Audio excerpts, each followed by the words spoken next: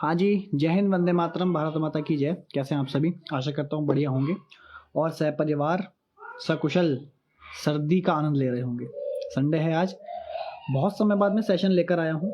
थोड़ी व्यस्तता चल रही थी कुछ 2-3 महीनों से, इस वजह से सेशन नहीं आ पा रहे थे। कोई रेलिवेंट टॉपिक भी नहीं मिल रहा था, इधर उधर फालतू के टॉपिक पे डिस्कस करे कोई फ़ायदा भी नहीं होता। तो अभी जो मैं टॉपिक लेकर आया हूँ उसका नाम है कि NCERT के द्वारा बच्चों के IQ लेवल को डाउन किया जा रहा है। ठीक है, अब इस बात को करने से पहले मैंने काफ़ी एनालिसिस किया कि भाई यह टॉपिक क्योंकि एक बड़ी संस्था के अगेंस्ट भी जा सकता है ना, तो बहुत सोच विचार का विषय हो गया। लेकिन बड़े बड़े जो हमारे टीचर्स हैं उनसे बातचीत करने के बाद ये पता चला कि भाई टॉपिक तो सही है ना। और इस टॉपिक को लाने का मुख्य उद्देश्य ये भी है कि भाई और जो दूसरे टीचर्स हैं वो NCERT के अतिरिक्त अदर चीज़ों को पढ़ाकर बच्चों को और डरा रहे हैं। उसको सच तो नहीं बता रहे, डरा रहे हैं ताकि बच्चा बंधा रहे, छोड़ के ना भाग जाए ट्यूशन। ठीक है, तो एज अ बिजनेस क्राइटेरिया काम कर रहे हैं। मैंने उन लोगों को भी कहा, मैंने आप लोग जब कह रहे हो कि हाँ भाई गलत है, तो आप लोग आवाज़ क्यों नहीं उठाते? आपके पास अनुभव भी अच्छा है और आप एक अच्छा टैकल दे सकते हो। कोई रिस्पॉन्स दिया नहीं, कोई बात नहीं, मैं देता हूँ, ठीक है, वो भी ऑनलाइन। तो दोस्त बात ऐसी है कि NCERT की अगर मैं बात करूँ तो जब से मैं 10th क्लास में था, मैंने 2013 में क्लास 10th क्वालिफाई किया है और 2015 में मैंने 12th किया है। तो 2013 के सिलेबस में और वर्तमान सिलेबस में जमीन आसमान का अंतर है दोस्त। ज़्यादा दूर ना जाते हुए मैथ्स और साइंस की बुक 9th और 10th क्लास की सिलेबस डिस्कशन करते हैं। थोड़ा सा NCERT की बात कर रहा हूँ। चलो साइंस तो फिर भी देखा जाए, थोड़ा मैथ्स पर आते हैं।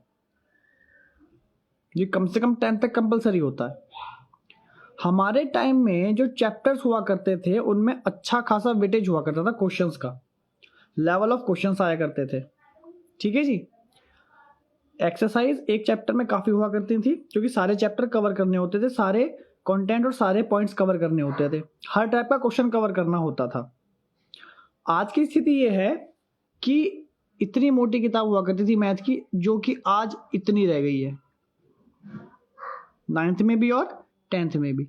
तो क्या मैं ये कह सकता हूँ कि बच्चों को मैथ्स पढ़ने की रिक्वायरमेंट कम हो गई है, या NCERT को ये लगता है कि भाई सिलेबस कम कर देने से बच्चे का मानसिक विकास ज़्यादा होगा, वो भी मैथ जैसे सिलेबस को कम करके? एक टॉपिक की बात करते हैं, चलिए। एक चैप्टर है मेंसुरेशन। ठीक है, हमारे टाइम में मेंसुरेशन हुआ करती थी, उसको अब सरफेस एरिया वॉल्यूम करके डिवाइड कर दिया गया।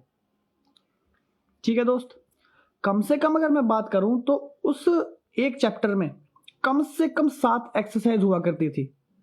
आज के टाइम में अगर मैं बात करूं तो भाई एक्सरसाइज की संख्या 3 से 4 रह गई है।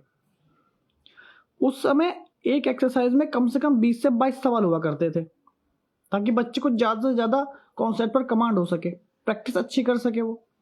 आज मैं देख रहा हूं एक एक एक्सरसाइज में 7 या 8 ही सवाल हैं। तो क्या मैं इसे सिस्टम का फेलियर कहूं, या एक सोची समझी साजिश या रणनीति का हिस्सा बनाऊं? अब मैं ऐसा क्यों कह रहा हूं? फैक्ट पे बात करते हैं भाई, जबरदस्ती दूर की भसड़ नहीं होती हमारे, ठीक है ना। अब अगर मैं ये कहूं कि भाई आपने 9th और 10th का सिलेबस, मैथ्स की बात कर रहा हूं, साइंस की नहीं कर रहा, साइंस की करूंगा तो धुएं उड़ा दूंगा, इसलिए मैथ की बात करता हूं। मैथ का सिलेबस आपने इतना कम कर दिया, सवाल नंबर 1 क्यों कर दिया? क्योंकि मैथ एक ऐसा टॉपिक है जिससे मानसिक विकास सबसे ज्यादा होता है। ऐसा B.Ed में भी पढ़ा है मैंने और BTC में भी मैंने ऐसा पढ़ा है। शिक्षण विधि में बताया जाता है मैथ की उपयोगिता क्या होती है। क्लियर है? बहुत बढ़िया। अब भाई एक बात बताइए, आपने मैथ का सिलेबस कर दिया करते ही डाउन, बुक का साइज देखिए आप, 25% रह गया भाई, है ना।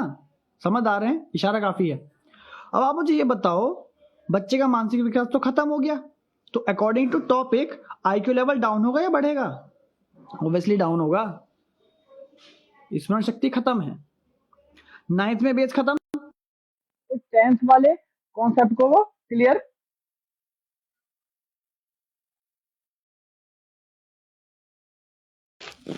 क्षमा चाहूंगा, कॉल आ गई थी।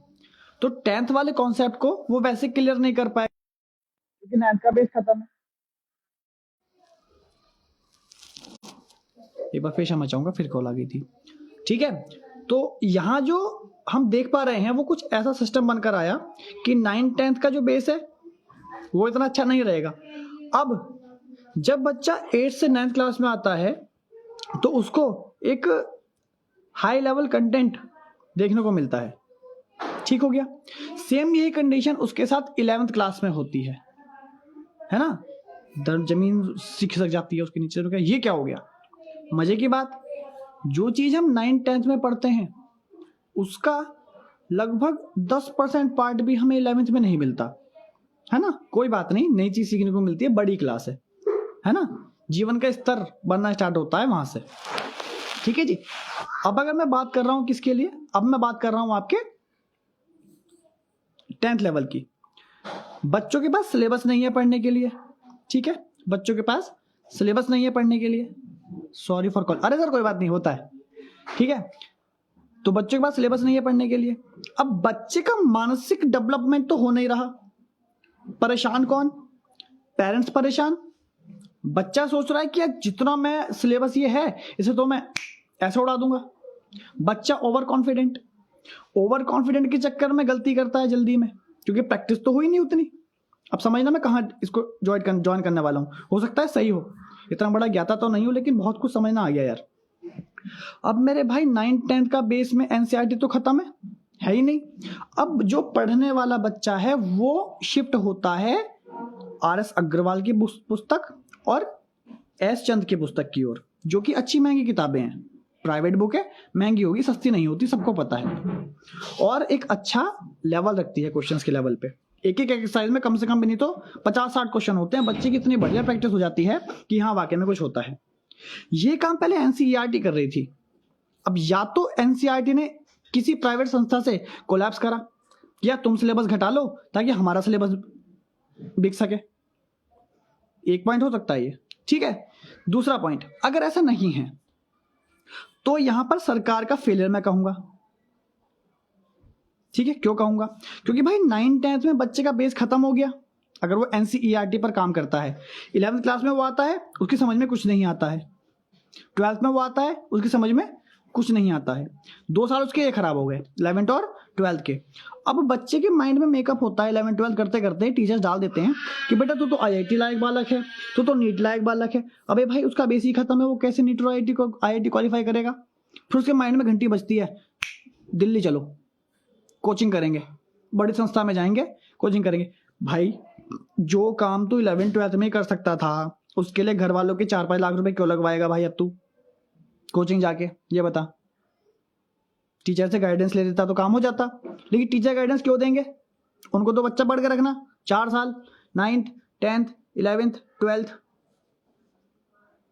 ठीक है, वो पढ़ाई जो 11th 12th में हो सकती थी अब वो कोचिंग में जाके करेगा। कोचिंग वाले सरकार को एक अच्छा टैक्स पे करेंगे, सरकार के मजे आ गए। क्योंकि एनसीईआरटी पढ़ा के मुझे नहीं लगता एनसीईआरटी को या गवर्नमेंट को कोई फायदा हो रहा है इस समय। वर्तमान स्थिति बात बता रहा हूं, इसे फेलियर कहा जाएगा सामान्य शब्दों में। अगर मैं गलत हूं तो आप कमेंट करके बता सकते हैं। ठीक है, तो यहां सोचने वाली बात यह है कि अगर अभी से ही इस पर काम ना किया जाए तो जिसको आप विश्वगुरु बनने की तरफ देख रहे हो ना देश को, वो पता नहीं किस चीज का गुरु बन जाएगा। क्योंकि बच्चों का माइंड डाइवर्ट हो रहा है। बच्चा सोच रहा है भारत में कुछ है ही नहीं, इंडिया से बाहर जाने तक को सोच तैयार हैं बच्चे, कुछ बच्चे। तो जब हमारा बच्चा यहाँ इंडिया में पढ़ के इंडिया के लिए ही काम नहीं करना चाहता, उसके भी बहुत रीजन है क्यों नहीं करना चाहता। बच्चों से बात हुई, उन्होंने बताया है ना। तो सोचने का विषय ये है कि यहाँ फेलियर किसका है, एक संस्था का, एक कमीशन का, या गवर्नमेंट का। वर्तमान स्थिति में गवर्नमेंट का अगर फेलियर बताऊंगा तो हो सके मुझ पे ही ईडी की रेड पड़ जाए, तो भाई मुझे तो क्षमा ही कर देना भाई। मैं तो एनसीईआरटी को इस समय कह रहा हूँ, ठीक है ना, कि भाई तुम्हारी गलती है, तुमने सिलेबस घटाया क्यों, प्रैक्टिस के लिए बच्चों को क्यों अच्छी बुक्स प्रोवाइड नहीं कर रहे, और क्यों सिलेबस को थोड़ा सा इस लेवल पे लेके नहीं जा रहे कि बच्चा पढ़ सके, क्यों उसको दूसरे पब्लिशर्स की बुक हायर करनी पड़ रही है, जबकि सिलेबस एनसीईआरटी से आएगा, पर एनसीईआरटी में इतने क्वेश्चन नहीं कि वो अच्छे से प्रैक्टिस कर सके। तो स्थिति बड़ी दयनीय है। जो लोग मानसिक संतुलन ठीक रखते हैं, चीज़ों को समझदारी से सीखते हैं, समझते हैं, वो मुझे बताइएगा कि भाई मेरी बात में कुछ गलती तो नहीं है। यहाँ पर समस्या एक बच्चे की नहीं है, जितने बच्चे मैं पढ़ा रहा हूँ उसकी नहीं है, यहाँ पर सिस्टम का फेलियर है भाई। मंजी सर थैंक यू। तो यहाँ सिस्टम का फेलियर है भाई। क्यों फेलियर है भाई? क्योंकि ना तो टीचर बोलने को तैयार, 10th क्लास के बच्चे को 11th क्लास का सिलेबस पढ़ा रहे हैं। अबे पागल, वो ना 10th का रहेगा ना 11th का। डिप्रेशन में चले जा रहे हैं बच्चे, अच्छे बच्चे जो हो सकते हैं कि यार क्वालिफाइंग, वो सोचते हैं यार ये तो बुक में है नहीं 10th क्लास की, मैं कैसे पढ़ूंगा, मैं क्यों पढ़ूं, क्या हो रहा है ये मेरे साथ। अरे ढक्कन, टीचरों का फेलियर सुनो। कुछ टीचर 10th का सिलेबस तो खत्म है, 10th का कुछ खास सिलेबस बचा नहीं, 6 महीने में हो जाता है। अब 6 महीने कैसे बच्चों को रोक के रखें?